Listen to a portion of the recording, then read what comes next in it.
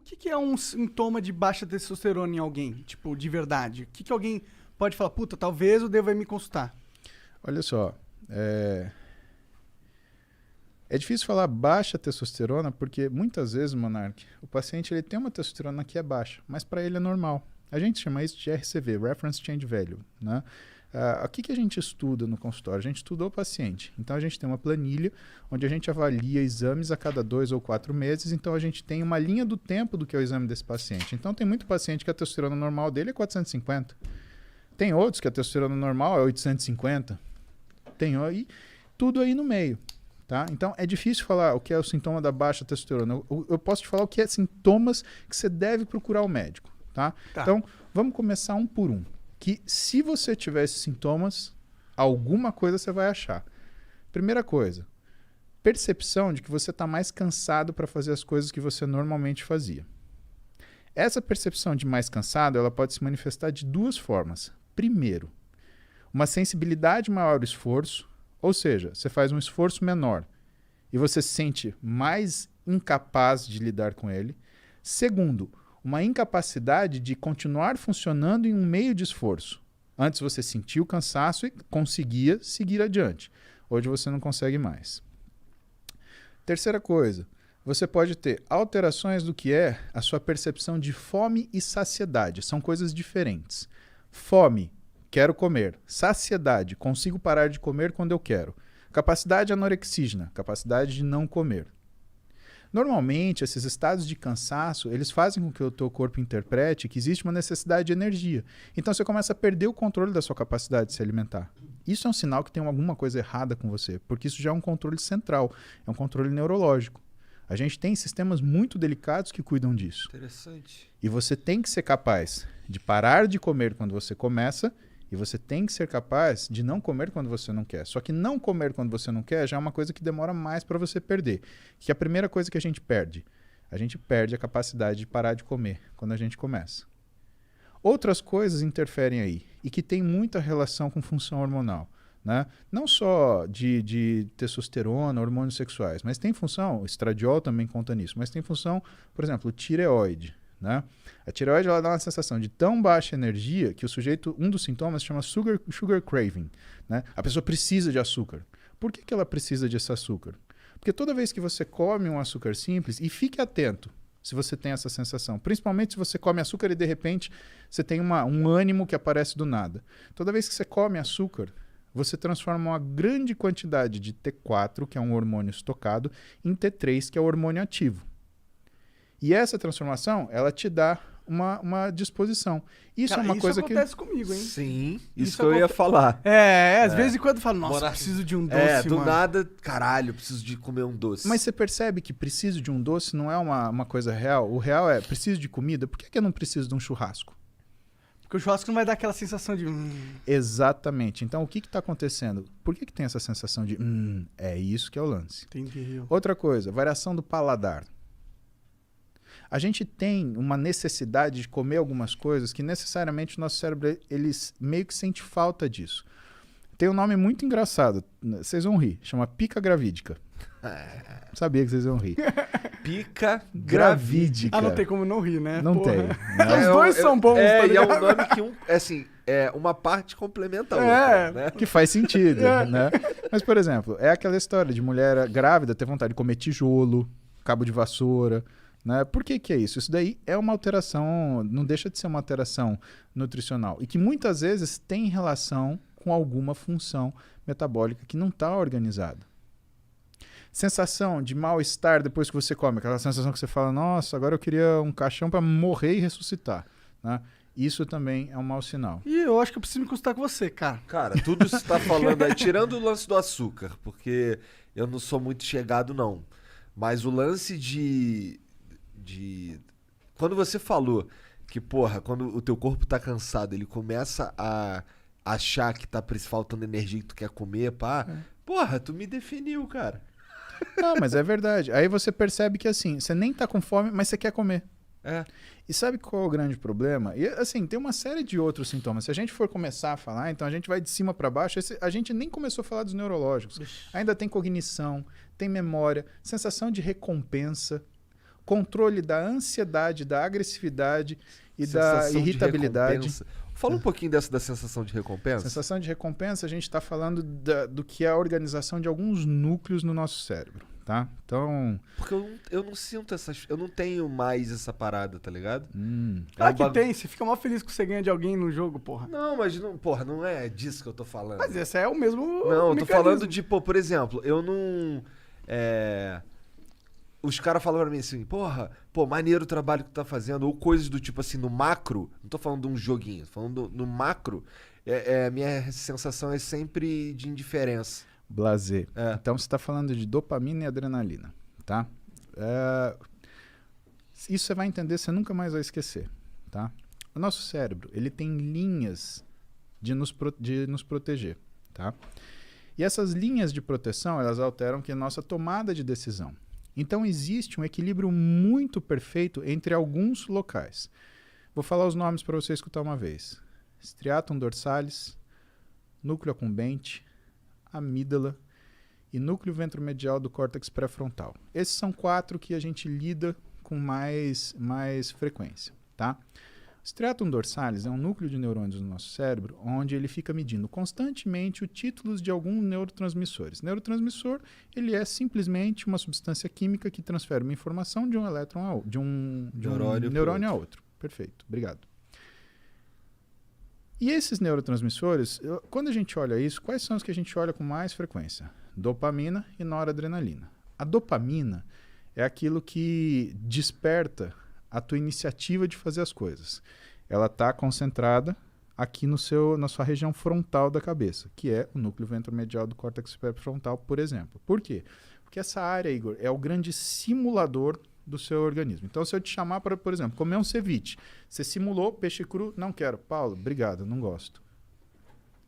O que não acontece, por exemplo, quando você está bêbado. Né? Quando você está bêbado, o que aparecer na sua frente, você come. Por quê? Porque você está desfrontalizado, você desligou o seu órgão simulador. Mas vamos continuar lá. Vamos pegar a propaganda do iFood. A gente estava aqui, 13h, 1h30, né? Por que nessa hora a gente jogou um sanduíche na tela? Porque o teu cérebro olhou aquilo e o teu núcleo ventromedial do córtex pré-frontal, ele simulou. Nossa, que bom seria se eu comesse um hambúrguer agora, porque está na hora do almoço. Seu nível de dopamina sobe. Você pega o seu telefone. iFood, hambúrguer. É a dopamina que te move pra tomar essas decisões, assim? Pediu o hambúrguer, beleza? Esse tá funcionando, Igor. Você teve... E aí, a gente vai chegar no lance da satisfação, tá? Só que quando esse hambúrguer chegou 40 minutos depois, algumas vezes, você já deve ter sentido assim, pô, mas eu tava com vontade de comer macarrão. O que é isso? A dopamina subiu, fez você tomar decisão, caiu e sobrou o quê? Sobrou para noradrenalina, que é essa sensação de satisfação mais duradoura, fazer esse meio de campo. Só que quando chegou o hambúrguer, você queria macarrão. Muitas vezes a gente não sente essa satisfação porque existe uma incoerência entre o ato feito e o resultado dele. Guarda isso numa caixinha. Vamos voltar para o striatum dorsalis. Ele está medindo dopamina, noradrenalina. Pá, pá, pá, pá, pá, pá, pá, pá. Ele fala para o nosso núcleo accumbente o que está acontecendo. Ó, o título está assim. E o nosso núcleo accumbente, ele interpreta. Tô bem, tô mal. Exemplo. Tuas filhas vão ficar adolescentes. Aí, com 13 anos, elas vão pedir para você levar elas para Disney e o dólar tá 4,50. Cara, você vai fazer das tripas coração, você vai pagar uma passagem caríssima, fila, lá. Quando chegar na Disney, e assim, ela tá aqui em São Paulo, eu quero ir, porque se eu não for, eu vou morrer, porque todos meus amigos foram, só eu não fui, você não gosta de mim, minha mãe não me ama, eu fui adotada. Cara, é toda... Coisa de adolescente. Exatamente. É. Chegou na Disney, pisou na porra do parque. Ah, essa isso. Aí você quer falar assim, uma porrada. acorda! Por quê? O núcleo accumbente, ele é sensível a variações hormonais, tá? Num adolescente, o que você mais tem é variação hormonal. Então ele faz essa leitura de percepção de recompensa ou não de uma forma muito inacurada. Por isso que é difícil você ver um adolescente que está 100% equilibrado o tempo inteiro. Né? Ele está escutando uma música de corno lá, sofrendo, ou então ele tá, sei lá, dando heavy pulo, alucinado, né? Ele tá sem comer, ou então ele tá lá comendo, fast food mais nervoso que tem. Aliás, você já viu, conta nos dedos, quantos adolescentes, por exemplo, gostam de comida japonesa? Por quê? Porque comida japonesa, você sente o sabor aqui, no paladar, no nariz, não na boca. E, por exemplo, um fast food, um hambúrguer, você sente aqui, super salgado. O que ela quer? Ela quer água? Não, ela não quer água, ela quer um refrigerante, super doce. Quem que toma vinho? Nós 4, nós 3, né? Por quê? Caralho, Igor, falou que você tá tão gordo que você conta como 2. Não, Aí. contou com o Contei Jean, o pô. Sérgio.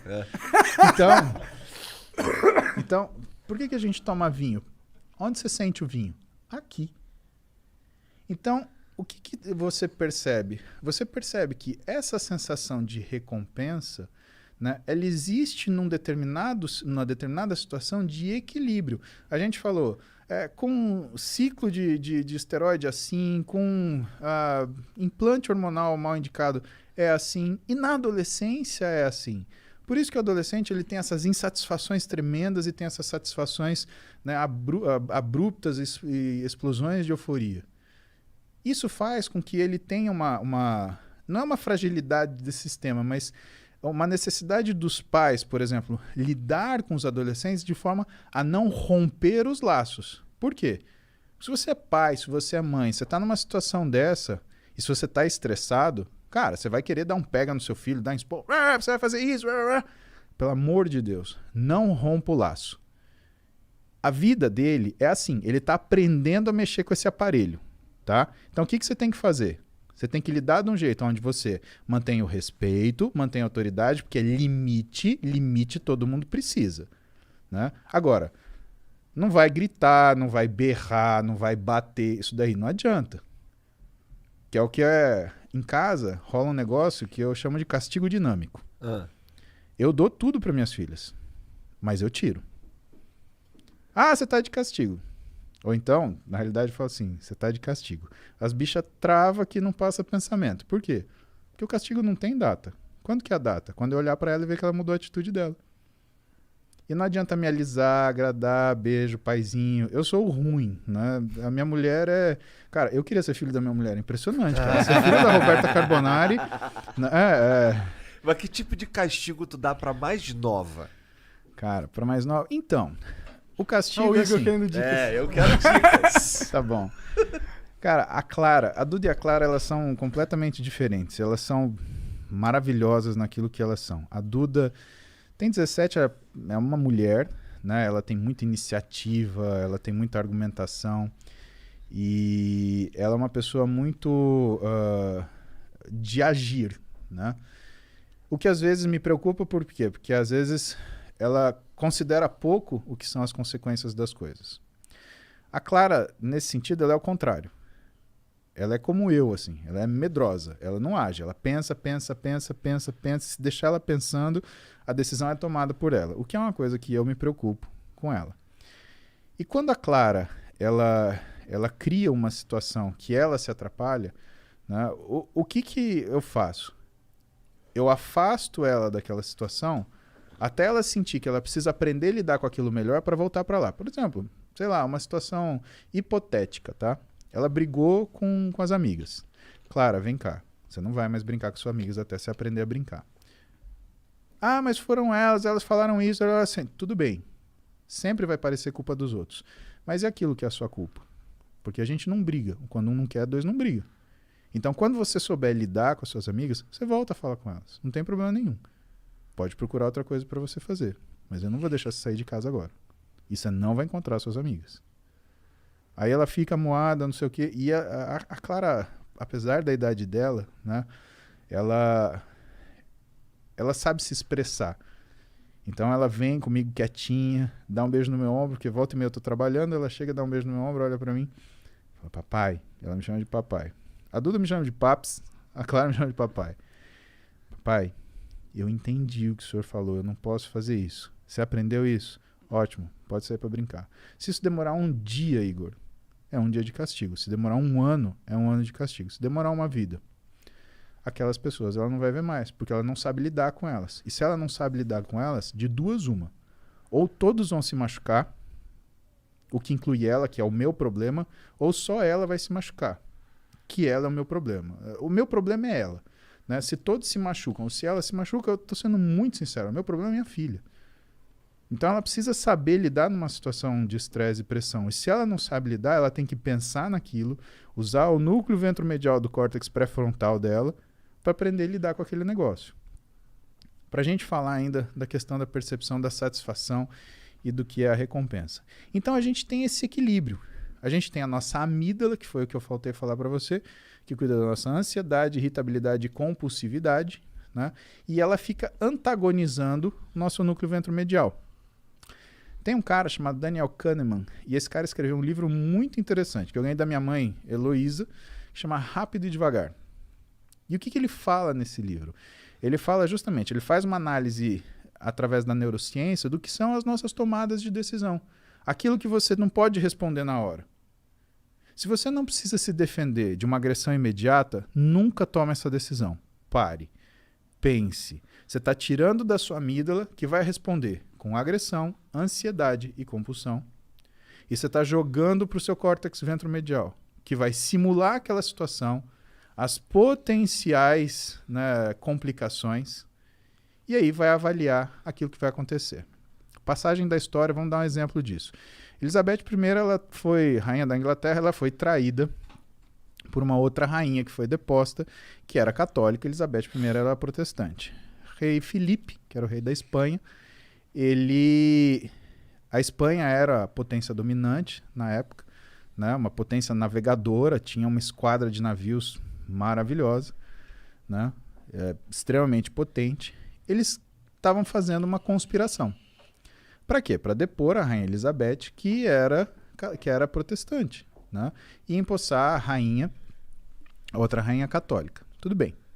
Ele começa um trânsito de mensagens entre o rei Filipe e essa rainha, né? E eles fizeram isso com um único propósito, de fazer o quê? De que essas mensagens fossem descobertas. Por quê? Porque uma vez descobertas essas mensagens, ia-se saber que, ou ia-se acusar a rainha católica de traição. E a punição para traição ao reinado e à rainha é morte. Rainha Elizabeth, seguindo o que era o conselho dos seus conselheiros, condenou a rainha católica à morte e cortou-lhe a cabeça. Rei Filipe fez o quê? Você matou ou ordenou o assassinato de uma rainha católica. Isso, pela lei do papado, é contra o princípio do seu reinado. A gente vai fazer guerra com você. E ele entendeu isso como uma declaração de guerra. Se ela tivesse parado um minuto para pensar e falar assim, esses caras querem que eu mate essa mulher, ela nunca ia ter feito isso. Bom, o que aconteceu na história? Essa história, né, eu não lembro o nome da batalha, mas o fato é que a esquadra espanhola foi em direção à Inglaterra, teve uma tempestade descomunal, afundou a esquadra espanhola e só por isso que a Inglaterra não passou para o domínio da Espanha e se tornou novamente católica à frente dessa rainha que eu não lembro o nome. E por isso que a rainha Elizabeth ela permaneceu. Caramba. Mas isso é um exemplo na história disso. Sorte aí. Quem dá cu da sorte. Exatamente. E é aquela história. E aí você para pensar, cara, vale a pena separar 2 minutos para você pensar no que você vai fazer? É. Vale. Quanto isso tempo... mudou um pouco a minha vida, cara. Esse lance de pensar antes, tá ligado? Porque, porra, eu já fui um cara difícil de lidar, tá ligado? Que tudo respondia que assim, sem pensar muito. E depois que a merda tava feita, eu, caralho, fiz merda. Igor, ninguém é fácil de lidar.